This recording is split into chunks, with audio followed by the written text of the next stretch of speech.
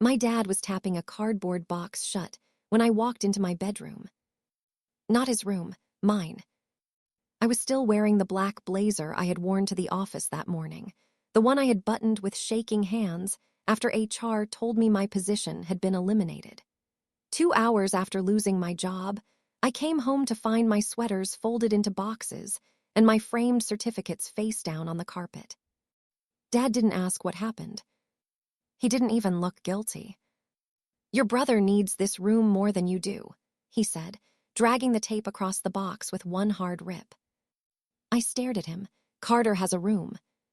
"He's engaged now," Mom said from behind me, holding 2 black trash bags. "He and Brielle need space to plan their future." Carter leaned against the hallway wall, scrolling on his phone. "And who's going to cover my truck payments now?" The sentence landed harder than the layoff. I looked at Mom, waiting for her to tell him this wasn't the time. She only sighed and said, "Winslet, don't make this harder." That was when I realized they hadn't started packing after I got home. They had started before. My toiletries were already in a grocery bag on the bed. My work shoes were shoved into a laundry basket. The little envelope I kept hidden in my desk drawer was gone. "Where am I supposed to go?" I asked. Dad stacked another box by the door. "You have until morning." Carter laughed under his breath. "Maybe sleep in your car. You paid enough of mine." For a second, I almost told them everything. That losing my job didn't mean I was broke. That my name was on a business account none of them knew existed. That the lake cabin they would have mocked me for caring about had been booked solid for 3 months. But then I saw it. On the kitchen counter, half covered by Carter's wedding binder, was a printed photo of a lake cabin with blue shutters, stone steps, and a dock with one crooked post. My cabin. Someone had circled it in red marker. Beside it, in Carter's handwriting, were the words, "Bachelor Weekend." I picked up the paper slowly. My fingers went cold. Carter noticed and smirked. "Nice, right? Dad says it's family property." Dad stopped tapping. Mom went still. And all I could think was one question. How did Carter know about a cabin I had never told them existed? I didn't sleep that night. I packed because Dad kept standing in the doorway like a guard, watching every drawer I opened, every shirt I folded, every breath I took. Mom stayed downstairs, clattering dishes too loudly, like if she made enough noise she wouldn't have to hear me leaving. Carter came in twice without knocking. The first time, he grabbed my desk lamp. "What are you doing?" I asked. He unplugged it and tucked the cord under his arm. "You won't need this wherever you're going." "The lamp is mine." He looked around my half-empty room and smiled. "Not for long." The second time, he took my plastic storage bins from the closet and dumped my winter scarves onto the bed. "Carter, stop." He held one bin up. "Brielle has wedding stuff, centerpieces, sample ribbons, all that. Mom said I could use these." Mom said. That was always how it worked in our house. Carter wanted something, Mom softened it, Dad enforced it, and I was expected to adjust. When Carter left, I found Mom in the laundry room folding towels that were already folded. Her eyes flicked to my suitcase and away. "Are you really okay with this?" I asked. She pressed a towel flat. "With what?" "With me losing my job and being thrown out on the same day." Her mouth tightened. "You're not being thrown out. You're being pushed to stand on your own feet." "I've been standing on my own feet," I said. "I've also been helping everyone else stand." Mom finally looked at me. I kept my voice low. "The electric bill last winter, Carter's insurance, his truck payments, the emergency plumbing repair, that was me." Her fingers curled into the towel. "Winslet," she said, "families help each other without keeping score. But when I needed help for one night, you started packing trash bags." She flinched, but only for a second. Then Dad's voice came from the doorway. "Do not upset your mother." I turned. He stood there with his arms crossed, jaw locked like I had insulted him instead of asked for basic decency.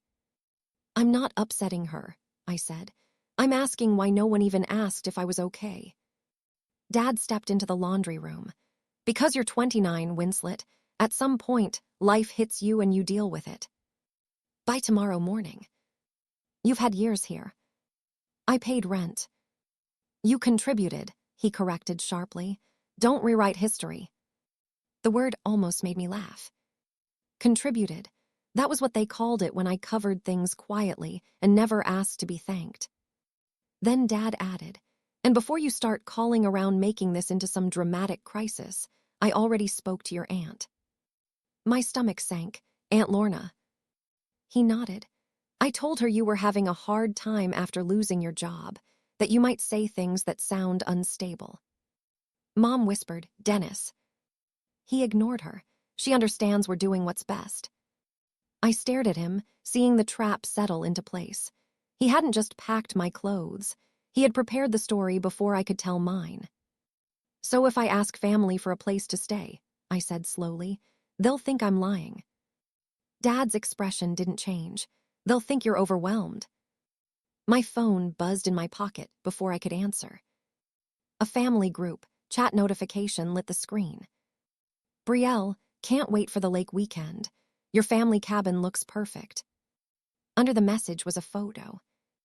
Blue shutters. Stone steps.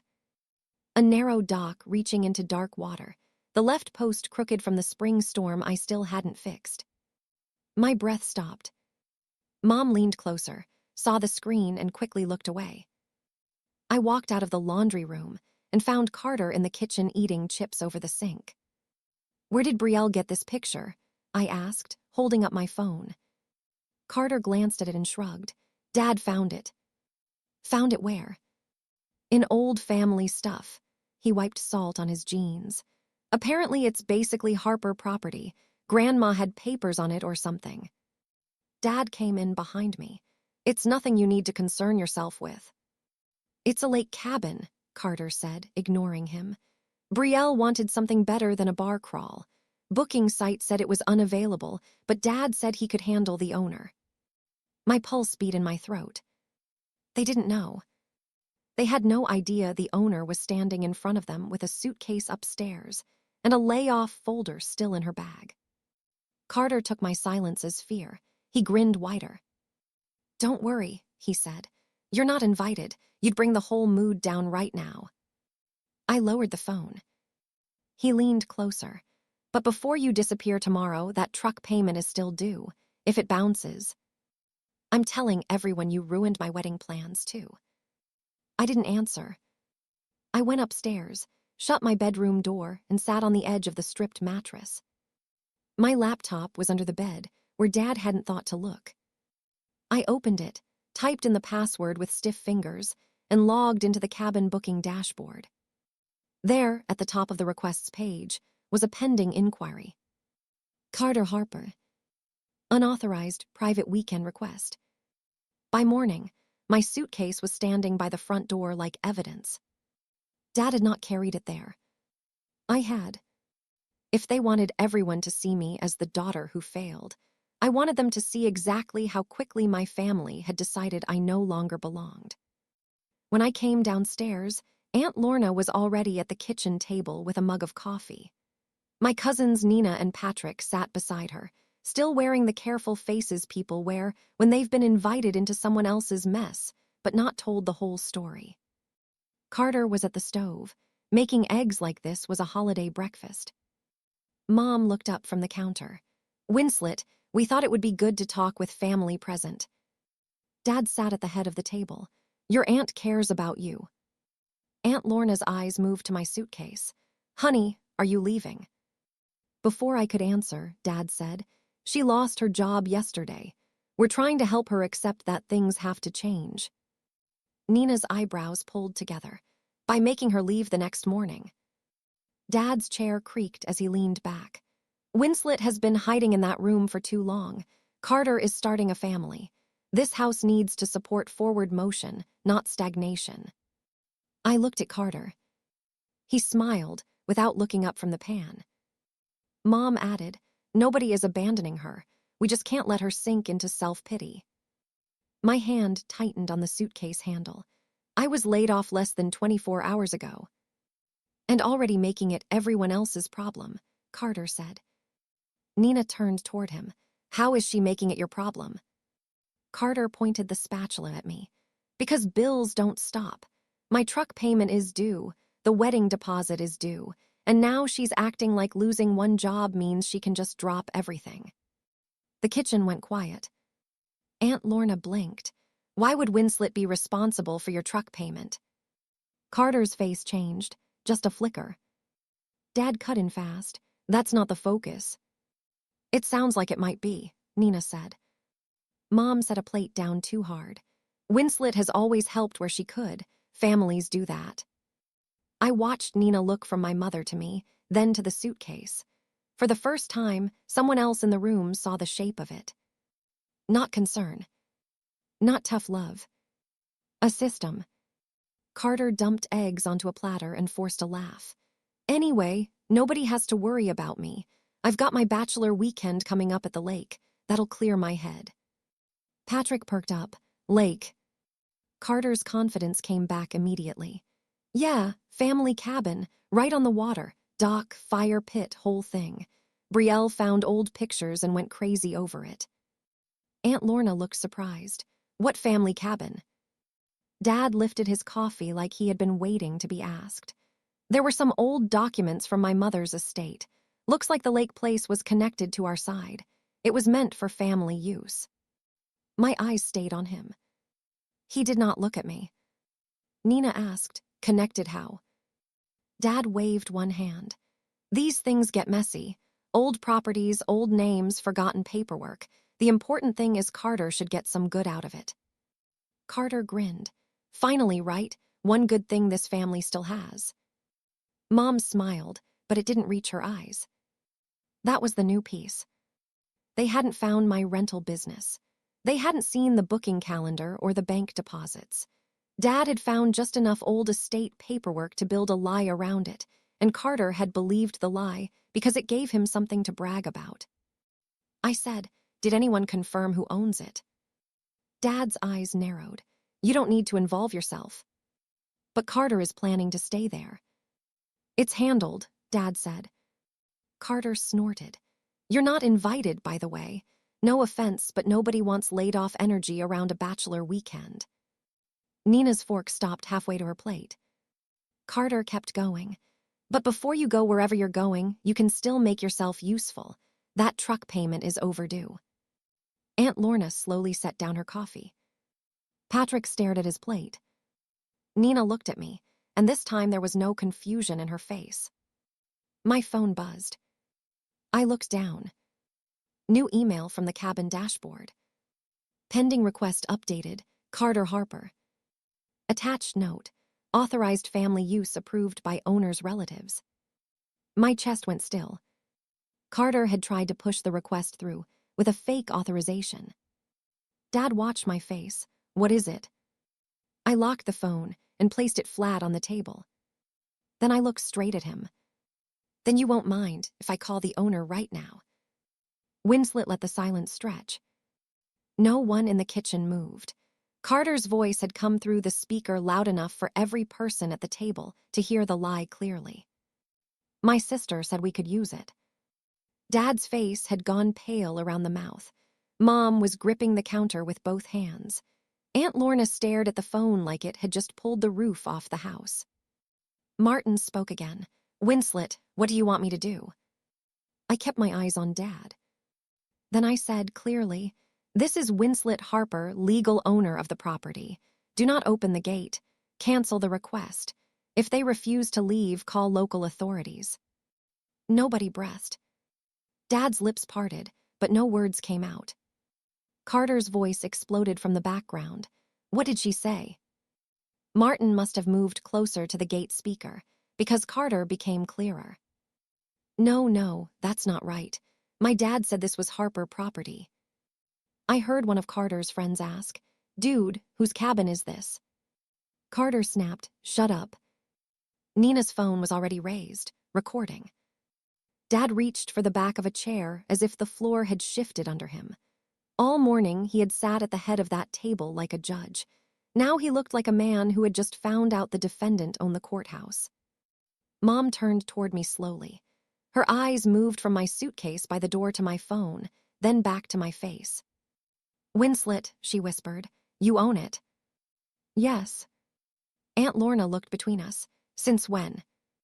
I kept the phone on speaker. "Since Grandma Harper left me the lake parcel." Dad finally found his voice. "That land was worthless." "That's what you told me," I said. "You told me to deal with the taxes myself because it was a swampy headache nobody wanted." He swallowed. "So I dealt with it."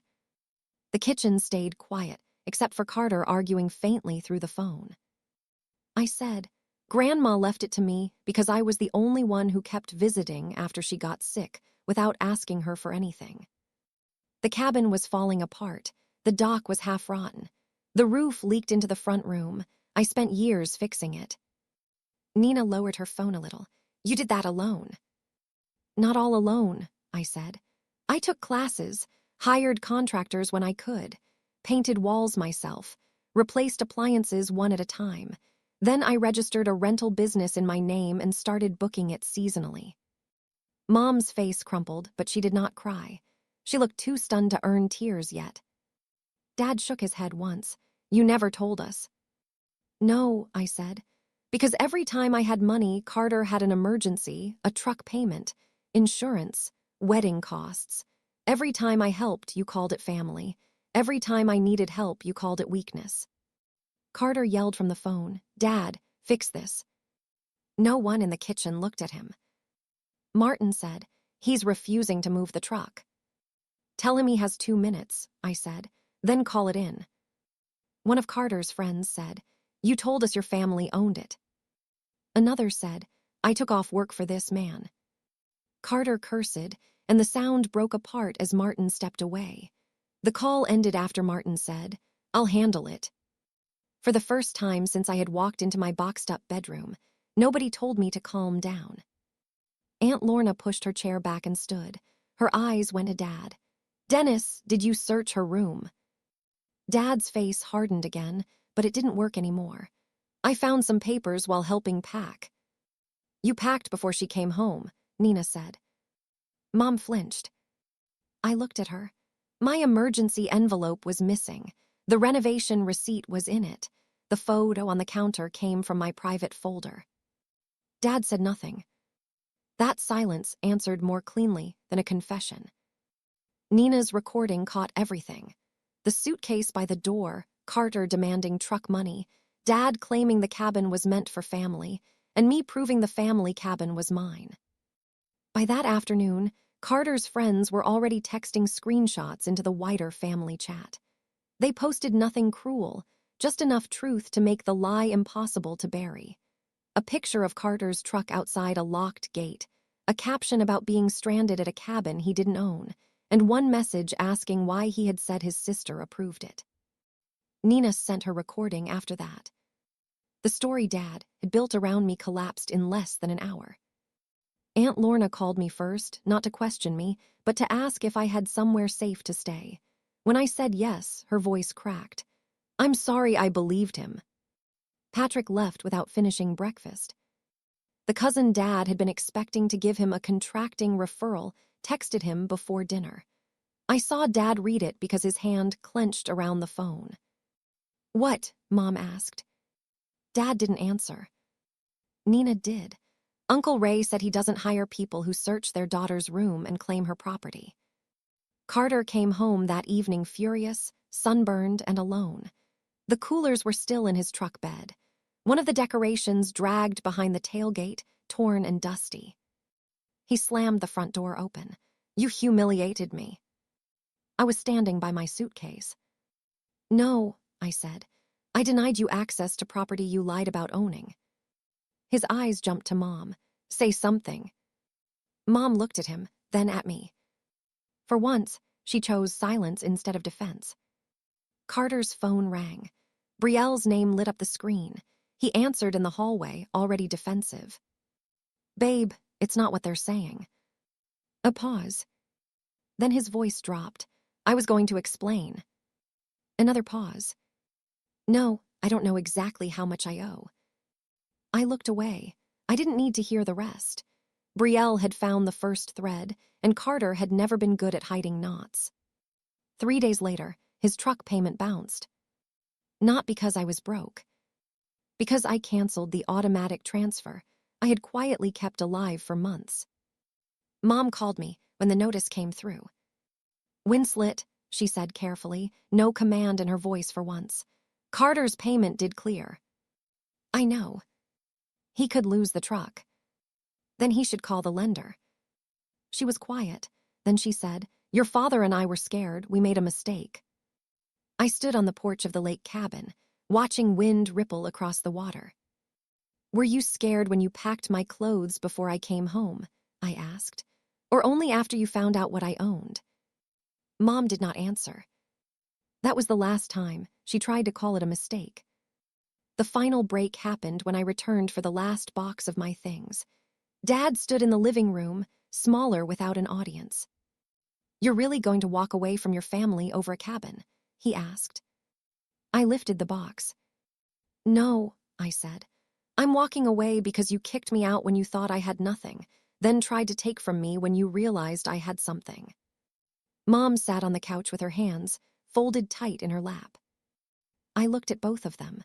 "Carter can have the room, he can have the storage bins, he can have every story you told to make yourselves feel right, but he will not have my money, you will not have my business, and none of you will have my silence anymore." Dad's face reddened, but he didn't step toward me. This time, I was not being pushed out. I was leaving.